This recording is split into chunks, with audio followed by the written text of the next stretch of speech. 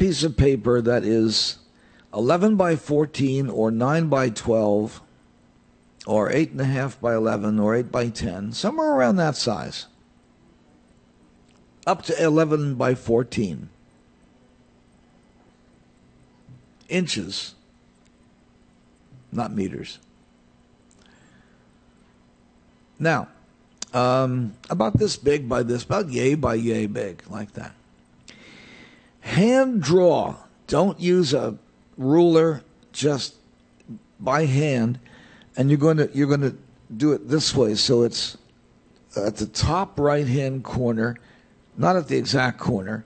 You're going to drop down about an inch and a half, and about an inch and a half. You're going to make a border by going left, down, right, and up in one move. Don't do this, that, and then this, and then this. Don't obsess over this, and certainly don't get ridiculous with how perfect it's got to be. In fact, the less perfect it is, the better, probably. So you're making a border. Now I want you to draw something that obeys that border, that stays within that border. That's about an inch and a half wide border around your drawing. And I'd like you to use graphite.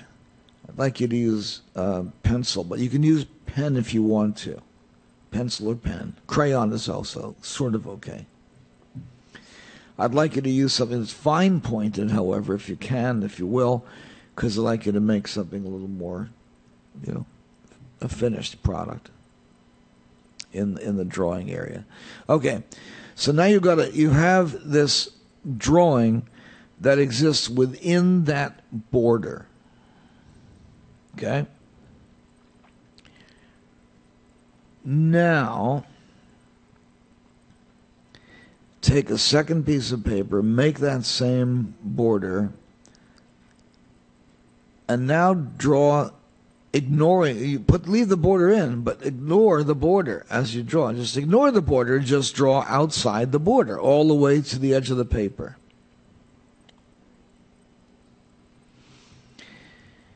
When you've done that, what I want you to do is I want you to mask the area outside your border. Outside your picture, the border area. You want to mask the border. So you're going to take 4 pieces of shirt cardboard or something like it, or just paper, and you lay them down so that they create kind of a mat board, and you can only see the picture image that is inside of your lines, inside your border lines. Then I want you to look at the first one, the second one, the first one, the second one.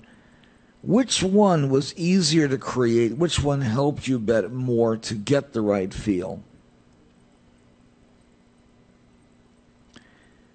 Was it the one where the border was drawn and you respected the borders?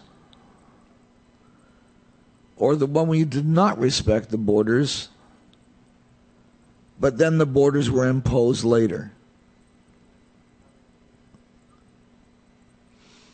Ideally, what you're going to do is get yourself a piece of, maybe 9 by 12 or 11 by 14 pad, and then you'll get a piece of cardboard, a piece of what's called mat board, and you will do it, or you'll have somebody do it, cut out a window in there, and then draw inside that window with a pencil, draw that window onto your papers, use it as a template. And you can make the border larger and larger. In fact, I'd like you to make one border that is 3.5 or 4 inches wide, with a little tiny image on a big piece of paper, big white piece of paper like that. White or off-white is the paper you would want to use there. Why would you do that? Why would you make this big piece like that with a little tiny image like that? I'm going to let you find out what that is. That's really exciting. And I'd like you to At the same time, research the work of Durer, D-U-R-E-R.